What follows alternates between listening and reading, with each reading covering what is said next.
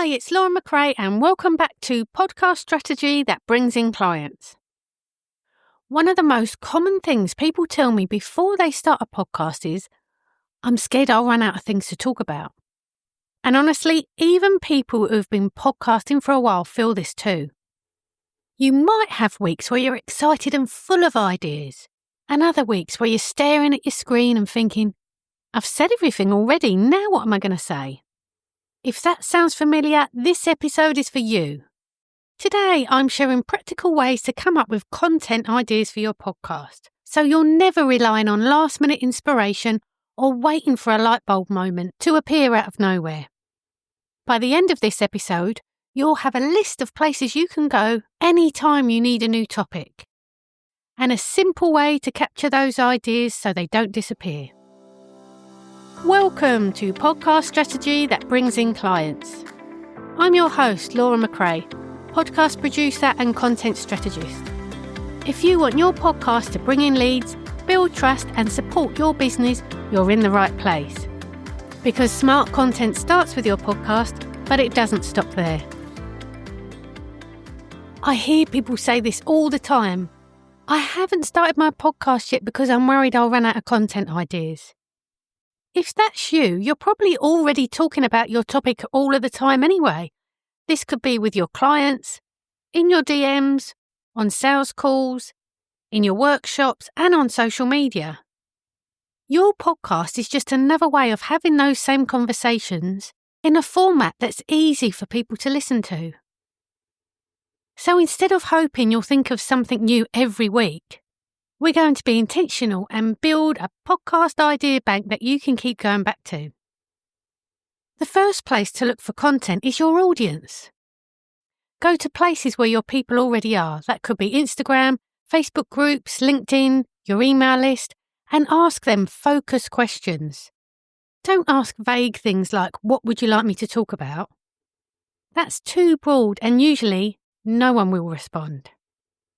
Try questions like this. So here's an example. If you're a meta ads expert and your podcast is about meta ads, you could ask things like, what feels hardest about running meta ads right now? Or, if I could record one episode that helped you fix a problem with your meta ads this month, what would you want that to be about? Or, what do you wish you could ask someone who's already getting consistent results from their meta ads? Every single response can become an episode, or even a series. And then, when people ask you questions in your DMs, comments, emails or on calls, don't just ask them and move on. Make it a habit to capture them. Write them down in a notebook, or in your notes app on your phone, or in a project management tool. I like to use Trello. If one person has asked you a question, you can safely assume others have wondered the same thing. If you've been in business for a while, you're not starting from the beginning. You probably already have blog posts, email newsletters, social media posts, training sessions, masterclasses and workshops. Go back through what you've created and ask yourself, which emails got replies? Which posts got shares, saves or comments? Which blogs are still getting traffic? Those are clear signs that these are topics that your audience are interested in. You can then repurpose this old content into podcast episodes. Turn a blog post into a podcast episode where you go deeper and share more stories.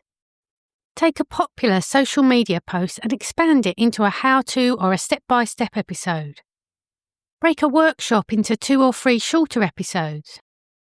I've done that with my podcast. I've got an online program called the Podcast Launch Program, and I've taken some of those modules and used them as podcast episodes. You're not repeating yourself, you're meeting people where they are.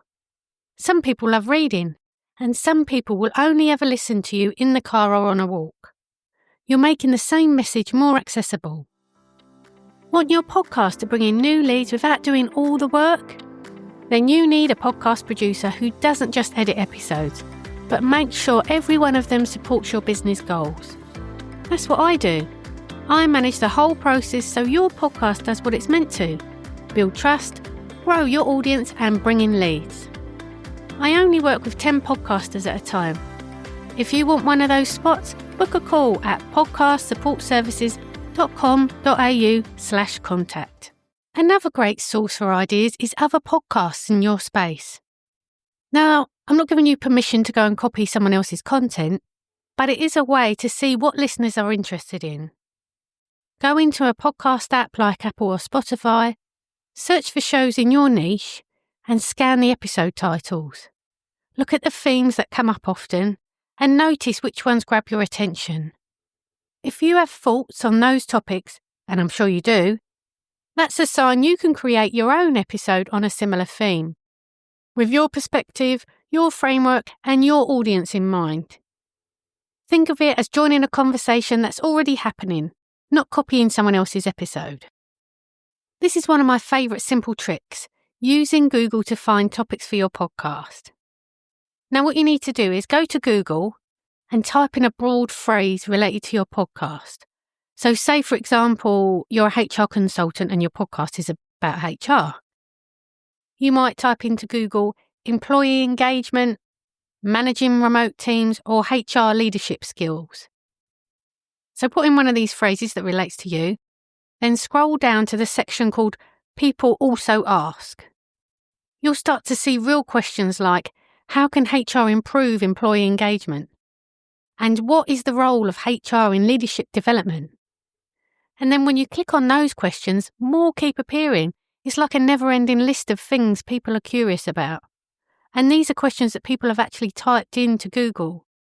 So you know that that's content people are interested in. So you can copy these questions and put them in your podcast idea bank.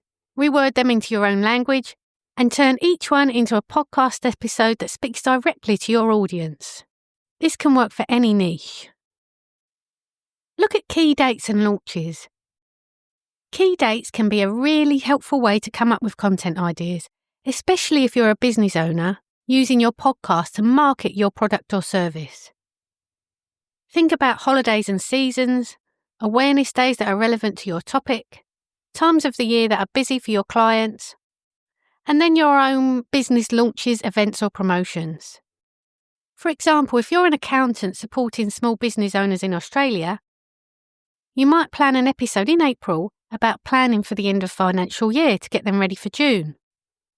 If you're in the wellness space, you might have episode planned for the new year when people are thinking about habits, or for Mental Health Week. If you're launching a new program, you can lead in with episodes that talk about the problems it solves, share client stories, or answer common questions. This way, your content feels timely and relevant, and your podcast gently supports what you're selling, without every episode turning into a sales pitch. There are a few more places I recommend you look when you're building your bank of content ideas. After every client call, ask yourself, what did we talk about today that other people would benefit from hearing? You obviously won't share private details of your clients, but the themes can become episodes. If you hear the same thing coming up again and again, that's a clear content idea. Going back to the idea that you're a meta ads expert and you have a podcast about meta ads, think about the objections you hear when people are thinking about running meta ads or working with you on their ads. They might say things like, I don't have the budget to run ads, or I've tried meta ads before and they didn't work, or what if I spend money and nothing happens? Each of those can be an entire episode where you name the objection, normalise it because lots of people feel the same way, and then walk people through a way forward. You might explain what's really going on behind that objection, what they can do differently, and share examples or stories from clients who felt the same way but got great results once they were set up properly. This is so helpful for your audience and also really supportive for your future clients who are on the fence about getting help with their meta ads.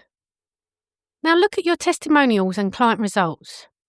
So, say for example you're a HR consultant again. Did someone tell you that your leadership program completely changed the way they handle difficult conversations? Or did a manager go from constant conflict to running a high-performing, engaged team thanks to your support?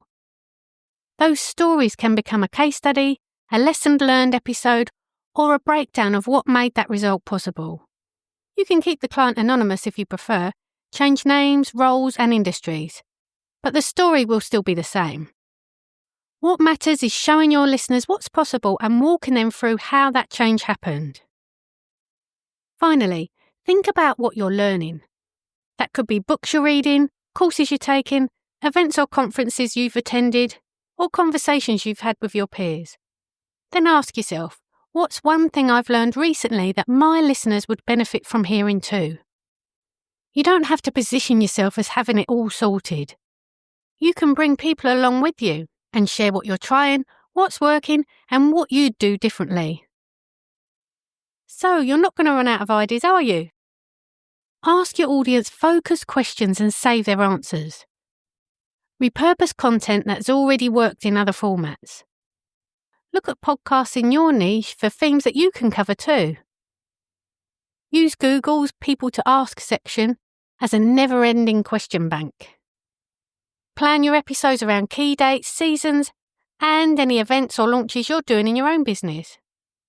And then finally, pull ideas from client sessions, objections, testimonials, and your own learning. You probably already have months' worth of content sitting in your business. It just needs to be captured and organised. So, here's your simple next step. Open a fresh note on your phone, a Google Doc, or on your project management system. Spend 10 minutes brain dumping ideas from the places we've talked about today, and aim for at least 20 episode ideas.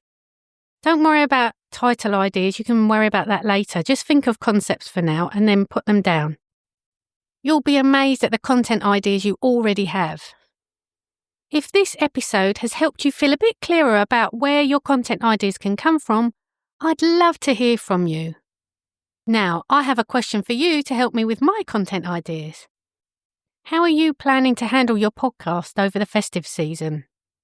Are you keeping it going, batching ahead, or taking a break? DM me on Instagram at podcast.support.services or comment in Spotify and let me know. Your answers really help me understand what you're juggling with and what kind of support and episodes will be most useful for you. Thanks for hanging out with me today, and I'll speak to you next week. This episode is brought to you by Podcast Support Services, podcast strategy that attracts leads, clients, and credibility. Are you looking for a podcast producer? We may have availability. Head to podcastsupportservices.com.au.